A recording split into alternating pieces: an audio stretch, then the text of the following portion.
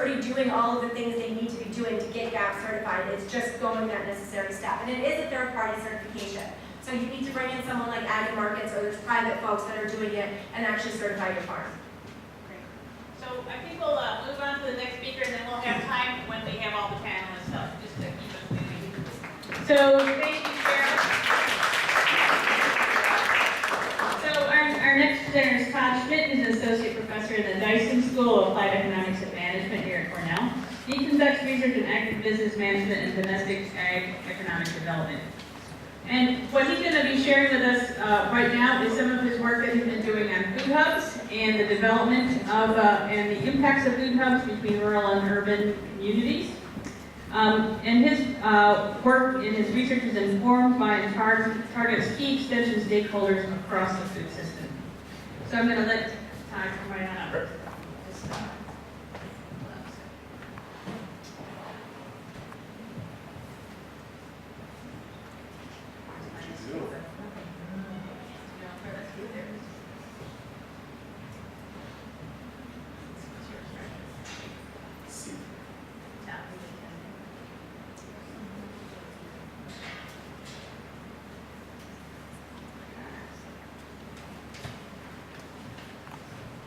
Good afternoon. Come on. Really? Good afternoon. All right. There we go. Great to be here.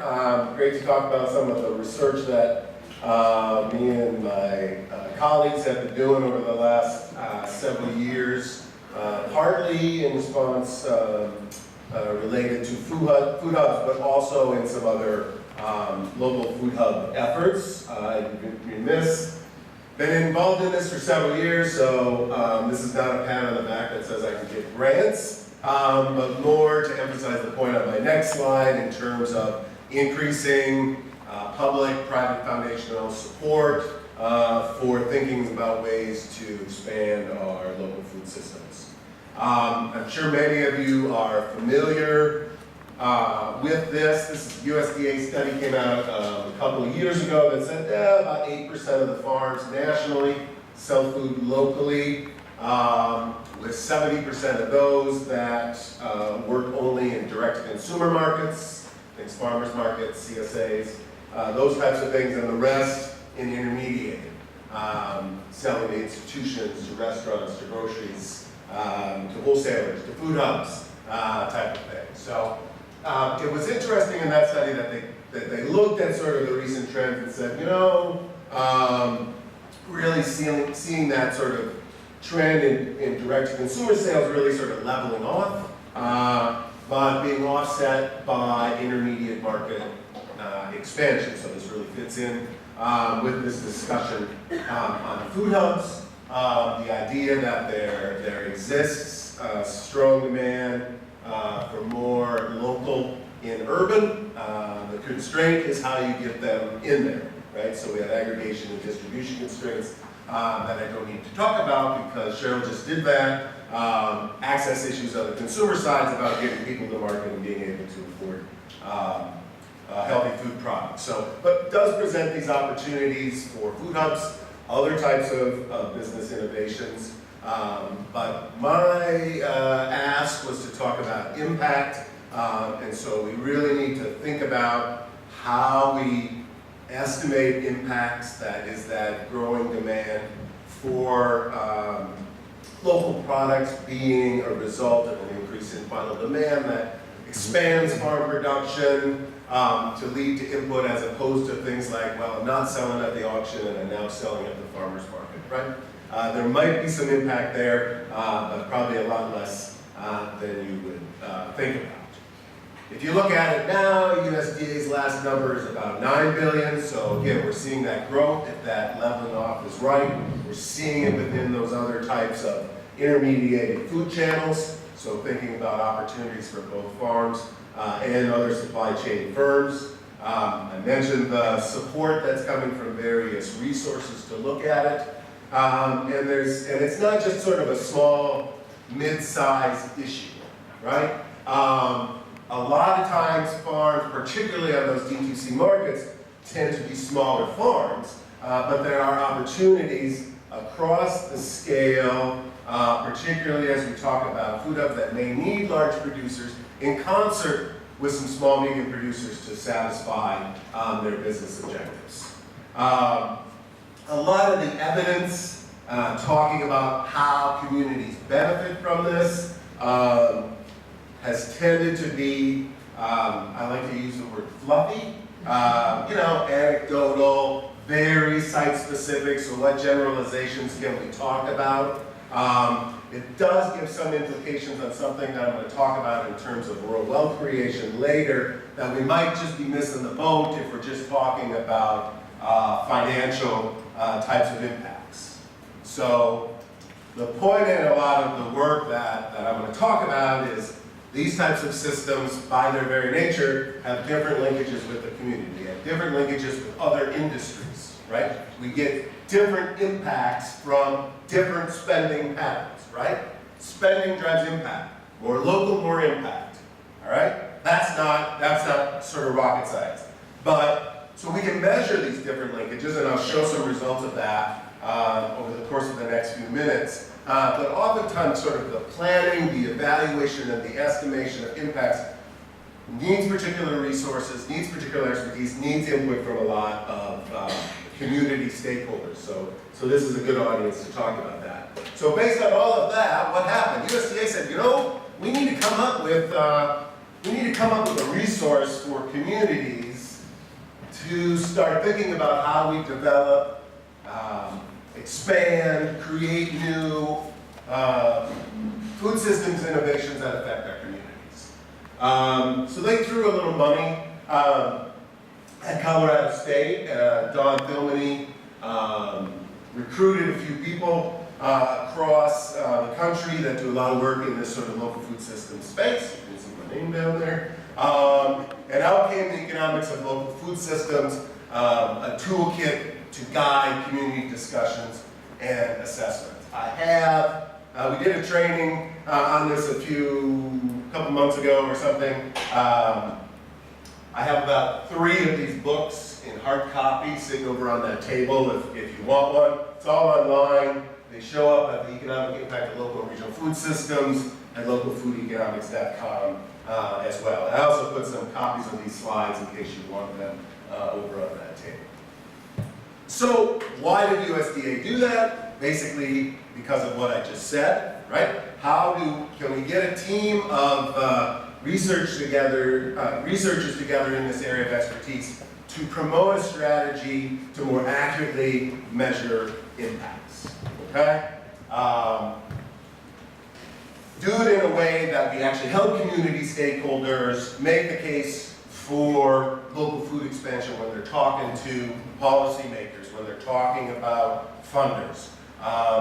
And really, also either when they're sort of going after grants to do these types of things or reporting back to their stakeholders, can we recommend a strategy for estimating these types of impacts that is a uniform process, right? So we're comparing apples to apples. Well, here's this study they did in Colorado, and they got these, employment multiplier to 35.6, and ours is only 4.2. You say, well, I really question 35.6.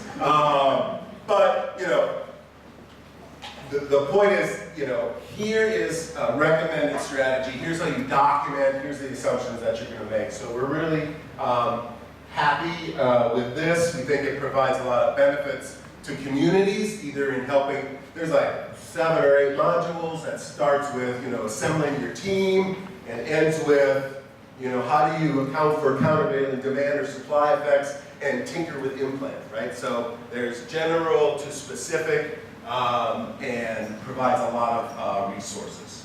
So in the context of that, I wanted to bring in some of my and my colleagues' sort of research findings in this area of food hub innovations. I'm going to talk about a project that is actually featured in the toolkit.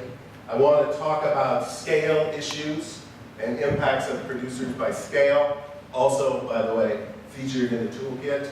And then I want to talk about some work that's ongoing right now that's looking at, I think Anu and Cheryl mentioned, is thinking about the differential impacts to rural areas from producers participating in nearby urban markets.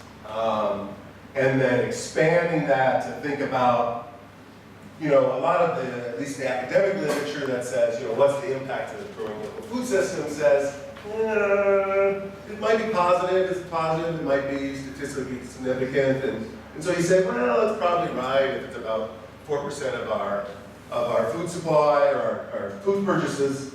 But then they'll end saying, yeah, but there's other stuff going on, right? We get community people coming out to farmers markets every week, talking to their neighbors, talking to their farmers, and there's value to social capital development within a community, right? Farmers go to New York City and they're able to talk to hundreds of consumers a day about, different products that they demand, or talk to the other farmers there from different areas, and they learn things. That was 5 I took. That was 10 already? Oh, I gotta keep going. Okay, so I'll talk about it. Okay, son of a gun. All right, so scale effects.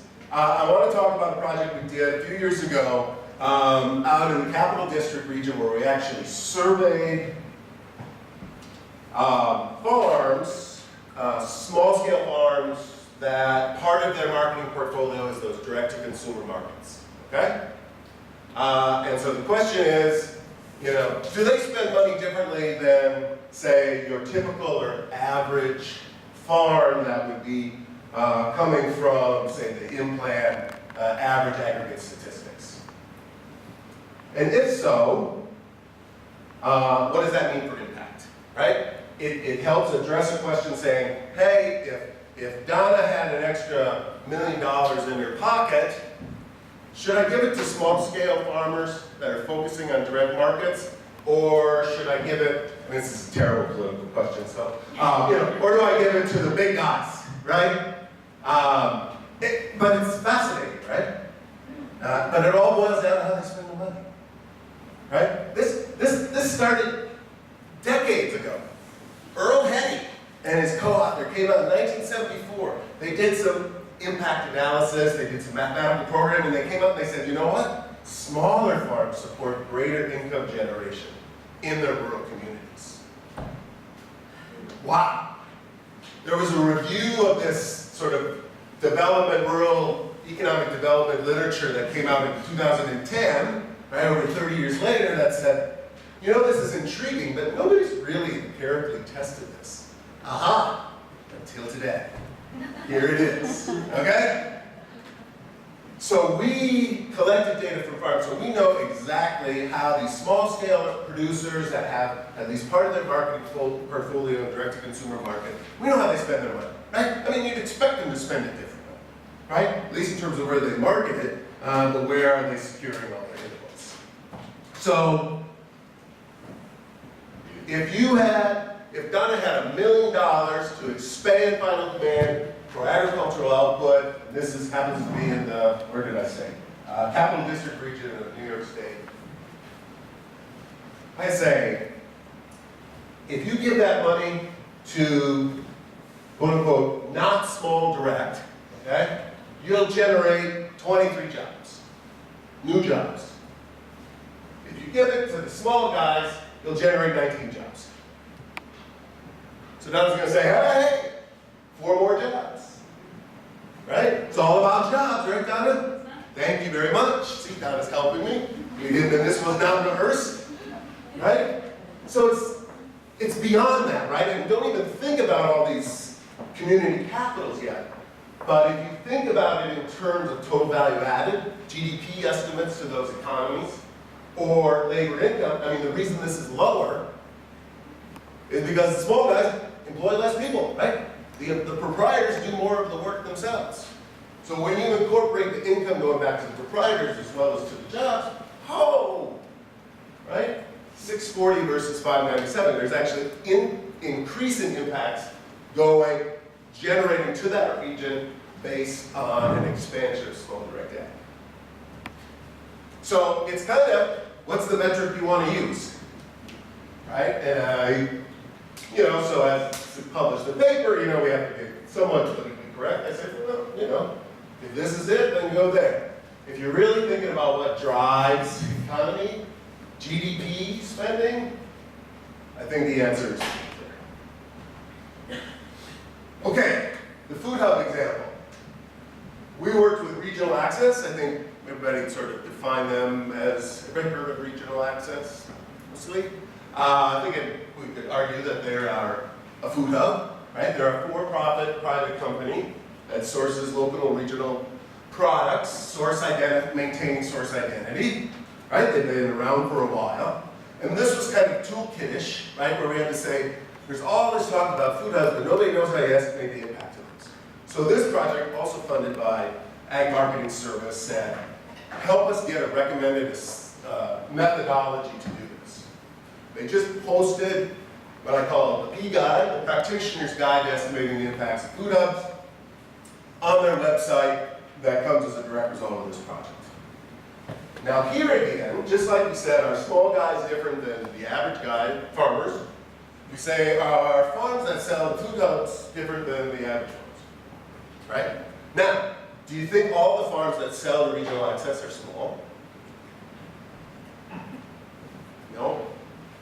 I mean, maybe depending on, I'll have to look at the dollar value on my next slide, but there's a range, okay? And there's a range in how much they use regional access to support their market. So I talk about food hub facilitated sales. This is basically just a rank ordering of every farm. Their total sales is the height of the bar that we surveyed, where the blue is how much of their sales that aren't